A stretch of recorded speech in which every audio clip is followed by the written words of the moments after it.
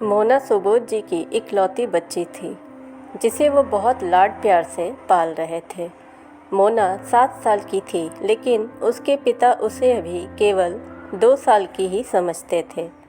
सुबोध जी का बहुत बड़ा कारोबार था। शहर के बीचों बीच आलीशान कोठी थी। कई नौकर उनके घर की देखभाल करते थे। कई बड़ी बड़ी गाड़ियाँ, पैसों की कोई कमी नहीं थी। सुबह मोना सो रही थी, तभी उसकी मम्मी बीना ने उसे उठाया। मोना जल्दी से अपने पापा से मिलने आ रही थी, क्योंकि पापा चले जाते हैं, फिर रात को देर से आते हैं।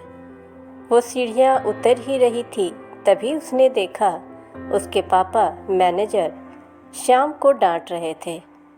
श्याम जी, आपको कितनी बार कहा है कि मुझे काम में लापरवाही नहीं चाहिए, लेकिन आप ठीक से काम ही नहीं कर रहे हैं। ऐसा है तो आपको नौकरी से निकाल देता हूँ। आपके जैसे बहुत से मैनेजर लाइन लगाकर खड़े हो जाएंगे। श्याम जी की आंखों से आंसू छलक रहे थे। उन्होंने गिड़गिड़ाते हुए कहा, सर, मेरा बेटा बहुत बीमार है, इसी कारण हॉस्पिटल जाना पड़ा। मुझे काम से मत निकालिए, आगे से ऐसी गलती नहीं होगी। कोमल सीढ़ियों पर खड़े खड़े सब सुन रही थी। थोड़ी देर बात करने के बाद श्याम जी चले जाते हैं। कोमल अपने पापा के पास आ जाती है। उसे देखकर सुबोध जी बहुत प्यार से कहते हैं, मेरा बेटा आ गया। आज तो बहुत जल्दी उठ गया। क्या बात है? बेटी कुछ उदास सी लग रही हो। किसी ने कुछ कहा क्या? यह सुनकर मोना ने मुस्कुराते हुए कहा, नहीं पापा, किसी ने कुछ नहीं कहा। बस आप वो श्याम अंकल को डांट रहे थे। मुझे अच्छा नहीं लगा। बेचारे रो रहे थे। सुबोध जी ने कहा, बेटा, तुम इन लोगों को नहीं जानती हो। ये लोग कोई न कोई बहाना बनाते रहते हैं। आगे से मैं ध्यान रखूँगा कि तुम्हारे सामने ये सब ना हो। सुबोध जी बातें कर ही रहे थे, तभी बीना जी ने आकर कहा, चलो, आपको ऑफिस के लिए देर हो रही है। मोना को भी तैयार होकर स्कूल जाना है।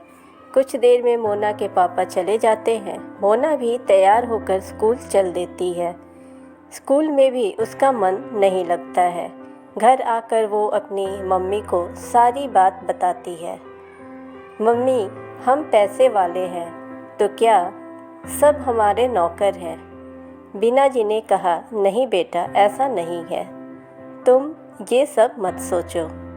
रात को बीना जी ने सुबोध जी से बात की और उन्हें सब बताया।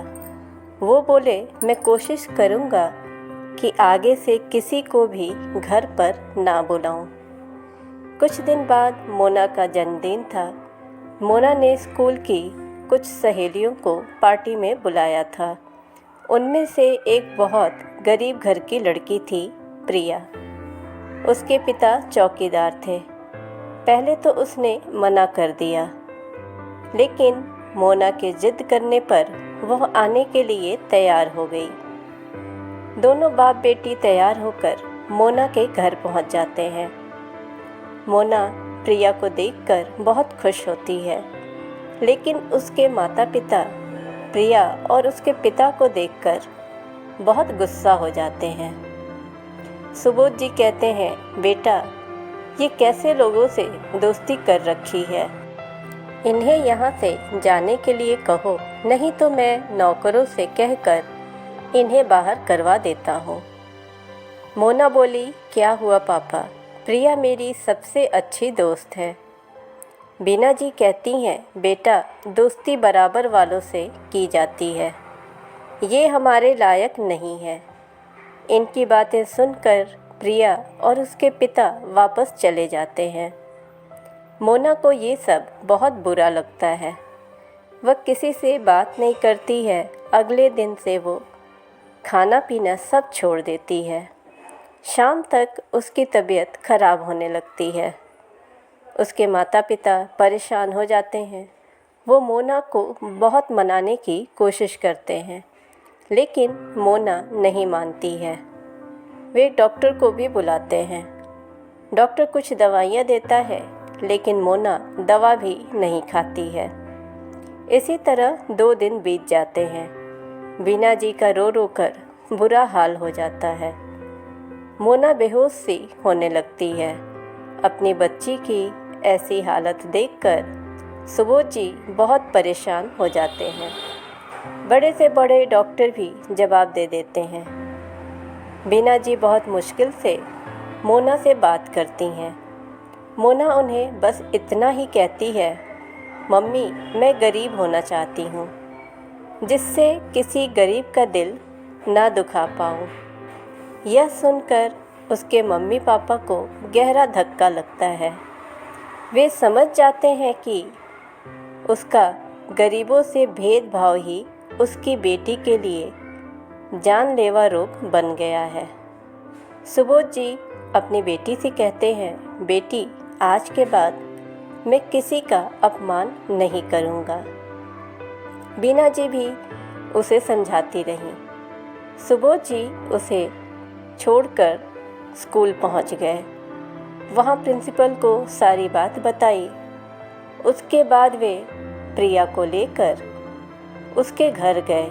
सुबोध जी ने कहा, भाई जी मुझे माफ़ कर दो, मैंने उस दिन आपका अपमान किया था।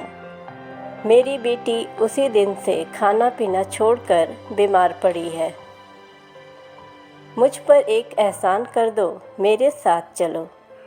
प्रिया के पिता प्रिया को साथ लेकर उनके घर पहुंच गए।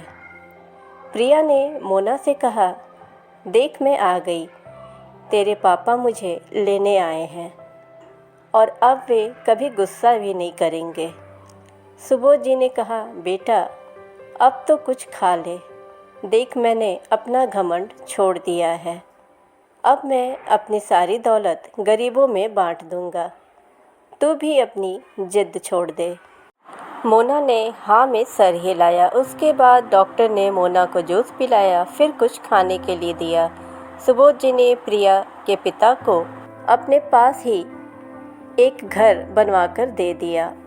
उस दिन के बाद से उनको जितना भी फ़ायदा होता बस अपने खर्चे लायक रखकर सब दान कर देते थे। बेटी की जिद ने एक पिता को ज़िंदगी का सबक सिखा दिया। ऐसे ही वीडियोस के लिए आप चैनल को सब्सक्राइब करें और नोटिफिकेशन बेल ज़रूर दबाएं, ताकि हमारी हर वीडियोस आप तक पहुंचती रहे। और वीडियो को लाइक एंड शेयर